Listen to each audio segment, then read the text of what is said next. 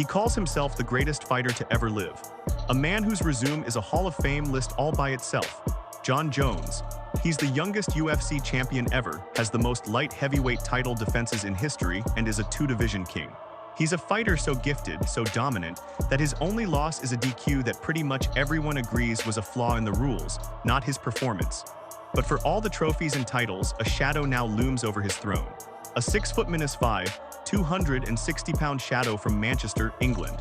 And Jones's refusal to face him has kicked off a firestorm that threatens to burn a hole in the very legacy he claims he's protecting. This isn't just about a fight that isn't happening. This is about a question that cuts to the very heart of what it means to be a champion. The official story: Jon Jones wants a legacy fight against the great Stipe Miocic. A battle of legends. But what if the real story, the one whispered in locker rooms and screamed from the journalistic rooftops, isn't about legacy at all? What if it's about fear? The legendary MMA journalist Ariel Helwani thinks so. He argues that Jon Jones didn't retire because there was no one left to fight. He retired because he did not want to fight Tom Aspinall. This is the story of a champion's final choice and the one contender he allegedly ran from. Publicly, Jon Jones has been crystal clear. The fight that matters to him, the one he believes cements his status as the GOAT, is against Stipe Miocic, the most decorated heavyweight champion in UFC history. To Jones, this is a clash of titans, a fight that's bigger than the rankings. It's about adding another legendary name to his collection, a final, "I told you so" statement. He's argued that Tom Aspinall, the interim champion, just isn't a big enough name and that a win over him does nothing for his legacy. Jones has openly mocked Aspinall's callouts, writing him off as just another annoying member of the influencer generation. He insists he's past that this is a business, and he has no desire to give Aspinall the life-changing payday that comes with fighting him. He's even thrown out the idea of fighting Alex Pereira, the light heavyweight champion. It's a matchup that, just like the Stipe fight, focuses on a big name from a different era over the most dangerous current contender in his own division. The message from Camp Jones is simple. He's earned the right to pick his final dance partner. This is about legacy, not obligation. But one of the most respected voices in MMA journalism isn't buying a word of it. Ariel Helwani has been on a tear, painting a totally different picture. On his show, Helwani laid out a damning accusation. Jones isn't protecting his legacy, he's protecting himself from the man who could smash it to pieces. Helwani argues that a true GOAT doesn't duck the top contender, especially not an interim champ who's been patiently waiting. In a blistering critique, Helwani said, "You cannot be the GOAT if you have multiple PED infractions on your record. You can't and you cannot be the GOAT if you didn't want to do what others did for you. Time-honored tradition, you fight the top contenders. You didn't want to fight him." He calls the whole situation shameful and conniving, a calculated business move by Jones to walk away with his record intact rather than risk it against a guy he knows is a real threat. According to Helwani, the Aspinall fight would have been the biggest of Jones's career in years, way bigger than fights against guys like Anthony Smith, Thiago Santos, or even Stipe Miocic. The refusal in his eyes isn't a smart career move, but an admission of weakness. He even claims the UFC offered Jones his FU money to take the fight, and after first saying yes, Jones backed out. This refusal to fight Aspinall doesn't just come out of nowhere. To really get why people are so skeptical, you have to look at Jones's complicated history. This is the same guy who, even in his prime, refused to fight Chael Sonnen on short notice, a move that got an entire UFC event canceled for the first time ever. It was a decision that, while maybe smart for him, showed a kind of risk management that few champs of his level would ever admit to, let alone pull off. His career has been a roller coaster of incredible highs and shocking lows. Multiple failed drug tests have cast a permanent shadow over everything he's accomplished. The UFC itself has bent over backwards for him, famously moving an entire event from Nevada to California during fight week when he had licensing issues. These incidents have painted a picture of a fighter who plays by his own rules. Critics say this isn't just about one opponent. It's about a career-long pattern of meticulously controlling the narrative.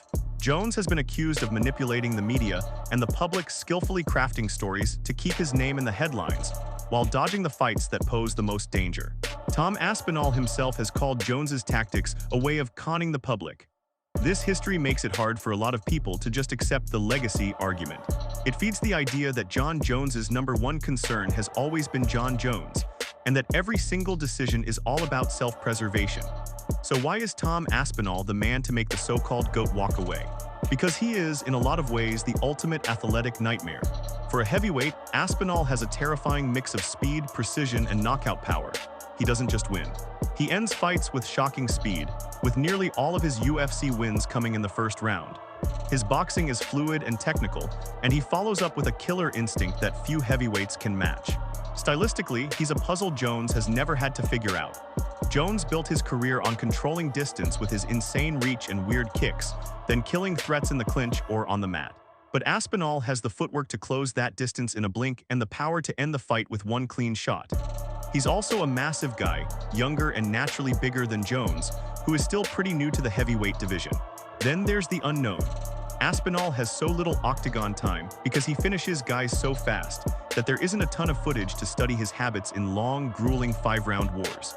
Jones is a master strategist who breaks down his opponents piece by piece. Aspinall is chaos, a variable that's almost impossible to plan for. A loss to an aging legend like Stipe, that can be explained away. But a brutal knockout from the new generation's most dangerous predator, that would shatter the aura of invincibility for good. When you strip away the social media drama and the public excuses, what's left? It seems like this was a calculated business and legacy decision, but not in the way Jones sells it. This was about managing risk. A true champion's legacy is built by facing the scariest challengers of their time, not by handpicking legends from the past. Fellow champion Alexander Volkanovski said it best. If you're the champ, you defend your belt. If you got an interim champ, it's a no-brainer. If you don't want to fight, just retire. By retiring without facing Aspinall, Jones has handed his critics the ultimate weapon. They can now say forever that he walked away from the most obvious, most deserving, and maybe most dangerous fight out there. The claim that Aspinall simply doesn't do anything for his legacy rings hollow to the fans and analysts who see the interim champ as the final test. Aspinall seems to get it even if he stays respectful. He said he was never chasing Jon Jones the person, but was chasing the heavyweight title.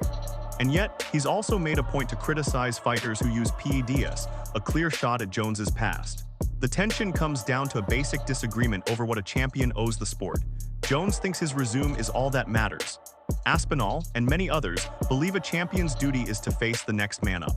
In the end, Jon Jones's career will always be a story of breathtaking talent and undeniable controversy. He is, without a doubt, one of the most skilled martial artists we have ever seen. But the final chapter will now be defined by an absence, by a fight that never happened. The evidence, from the sharp accusations of journalists like Ariel Helwani to the cold, hard breakdown of the stylistic matchup, all points to one conclusion. Jon Jones saw Tom Aspinall as a risk he just wasn't willing to take. It wasn't about legacy, it was about preservation. The preservation of a nearly perfect record, of a carefully built aura, and of a brand. Tom Aspinall may have become undisputed champion not by beating Jon Jones in the cage, but because his very presence was enough to make the GOAT walk away. Jones can say it was about Stipe, about money, or about respect. But for a growing number of fans, the final word on the matter will be the one offered by his harshest critics. Jon Jones retired because he was afraid to lose to Tom Aspinall. But what do you think? Does a champion who's done so much have the right to pick his final fights, or does he owe it to the sport to face the #1 contender? Is this a smart career move by the GOAT, or has he tarnished his legacy by ducking the most dangerous challenger of his era? Let me know your thoughts in the comments below.